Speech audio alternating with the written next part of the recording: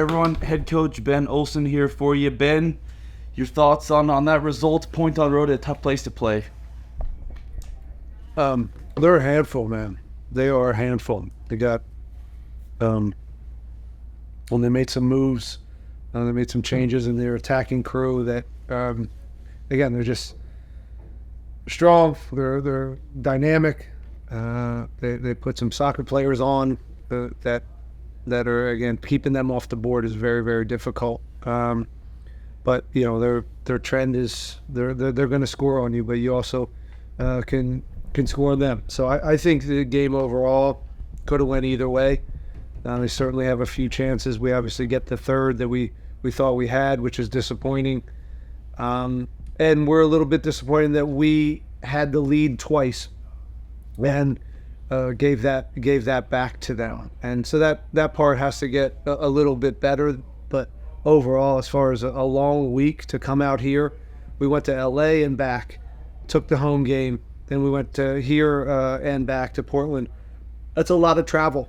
And so I'm really proud of the guys and the way they hung in there and fought tonight. Cool. All right, we'll start with Rudy. Go ahead. Hey, Ben. Congratulations on that positive result tonight. Seemed like everybody had, that fire in their belly tonight. Do you think the players were more aggressive, knowing that maybe it'd be a while before they get up next game? Yeah, it's human nature. I've been there, and I think I've seen it go two ways, right? I've seen guys already checked out. They know they have some days off, and they're not. But that's something we speak about. And I thought, again, just the overall effort from the guys tonight was fantastic. And man, it's to come here against this team right now who's hot. And again, I'm just amazed at the attacking talent that they have. They're bringing guys off the bench. It's a tough team to keep off the board. And you almost have to outscore them, and we almost did.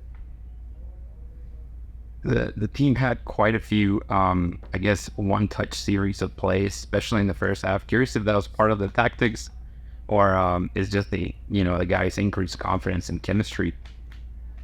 Well, I think just one-touch soccer is part of the game, and it's part of our, in a lot of ways, it's when we're at our best. They pressed us pretty high, and they did a good job of it. I thought the first half we just didn't get into the structure enough. We didn't threaten behind. We didn't stretch them in the back, and it made it very easy for them to press us.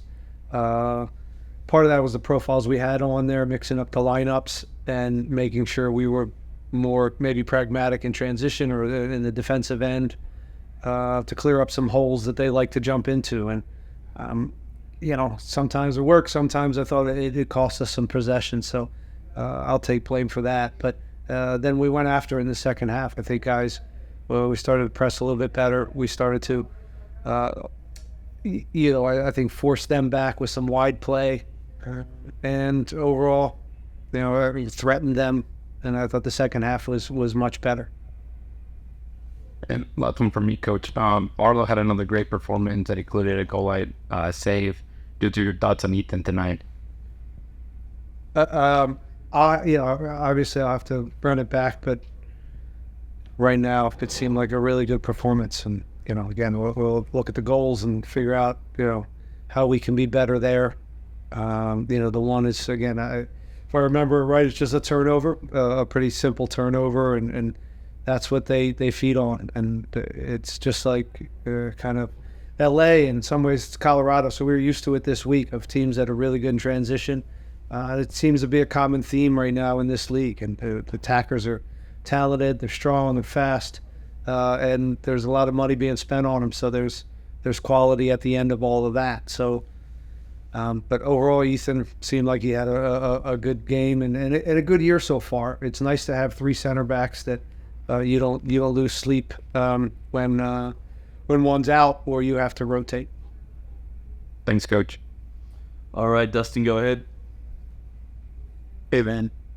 I know yesterday you talked about Seba and getting into positions, getting in front of the goal instead of his goal is kind of right place at the right time. Is that part of his maturation kind of as a number 9, and how important is that for you guys to have guys in front there when balls start loose like that? He was a warrior tonight. Again, he's not the biggest guy, the understatement. And he's feisty, can collect the ball and help us relieve pressure. And he's doing a better job of, learning how to be at times a more traditional 9. And again, it's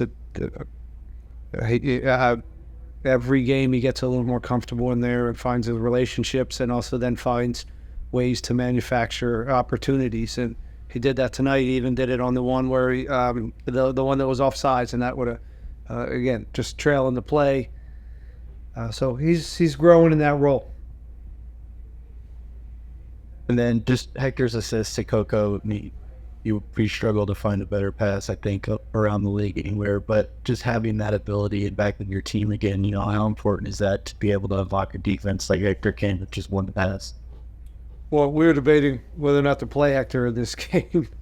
And after 2 games in 1 week, LA travel, Colorado home, and for him to put a 90-minute shift in like that, it shows you what a great athlete he is, and that hopefully responds in the right way, and the knee is gets through this, because that's a really good sign that he's just on his way back to being the Hector we know. But the pass was just world class, high level stuff, and again his play and in the build up in the lower areas of the field where he had a really, really good game. So it was nice to see him, in particular after the load we put on him all week.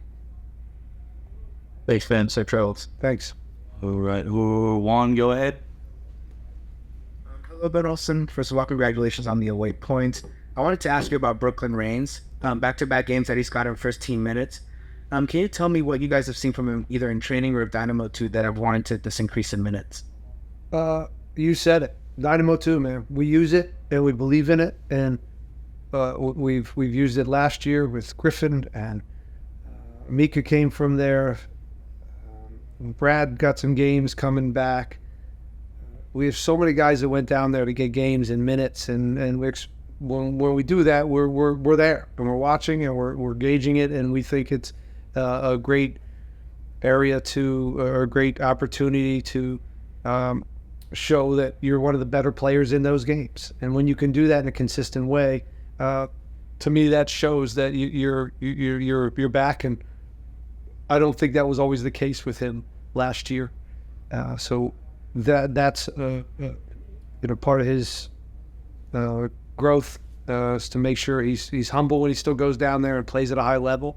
And if he does that, those performances get you on the first team field. And that's I'm so thrilled for him the last 2 games, because I know it's been rocky and his expectations are high to be playing more first team minutes. But there's a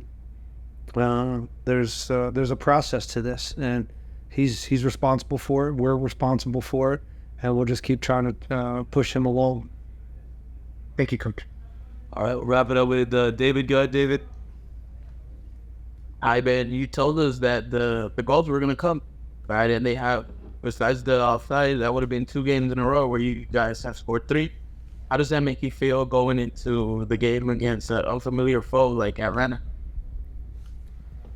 Yeah, I think it's nice that even on the road, I think we're putting up numbers, and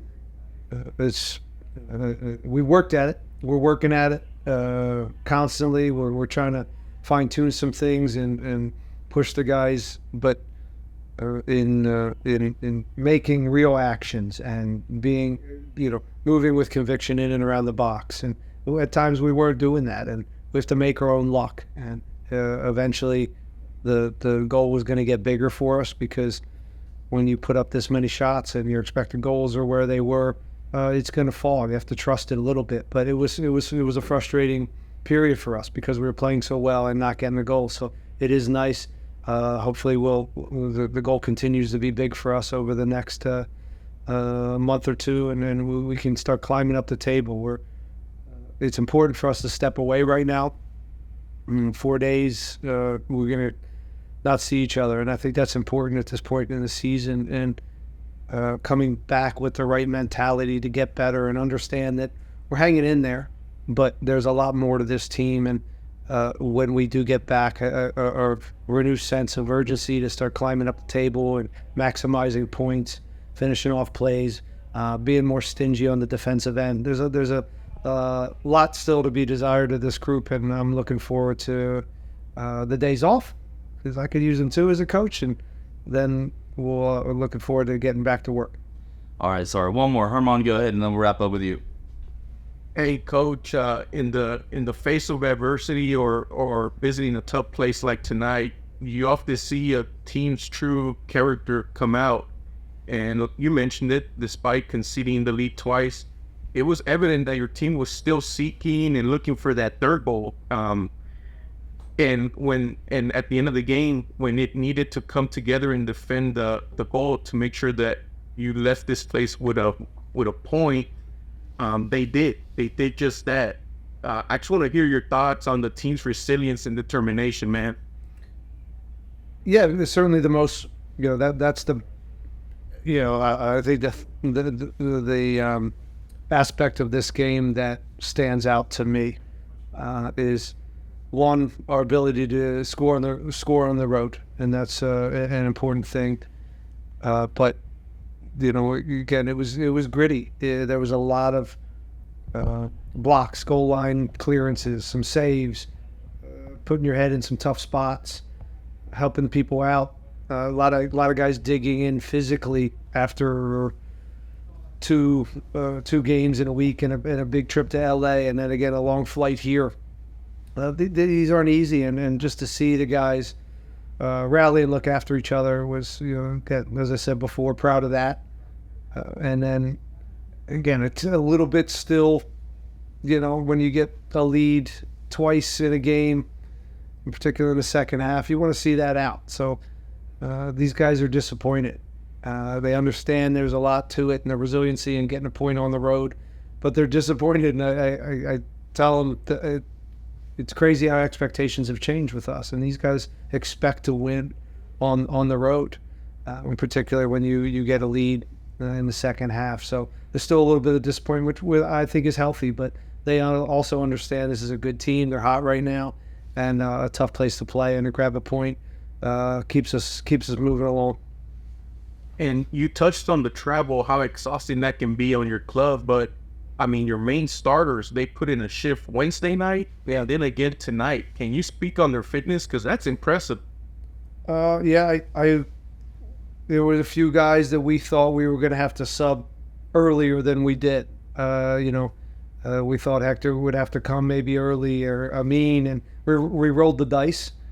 Coco, I mean, you name it. We could have put a fresh guy on for him, but I think because we have the break afterwards, and you read the players, you see them after the Colorado game, energy was good, the color in their face looked good. They were, they wanted to go. They do a good job of rehabbing. Got a great training staff and a good sports science department that's getting these guys ready. These athletes can do it a lot better than we used to. They take care of themselves, and we also take care of them. So it's a nice combination where you're able to kind of put these guys out there more and more. Again, a lot of guys had to dig in, and the subs came in. I thought did a very good job as well. Ibra had some good moments and stretched them. That was a little bit of a change for them because we didn't have that piece on the field. And then Griffin and Eric and Brooklyn all did a good job. Good. Thanks, guys. Thanks. We'll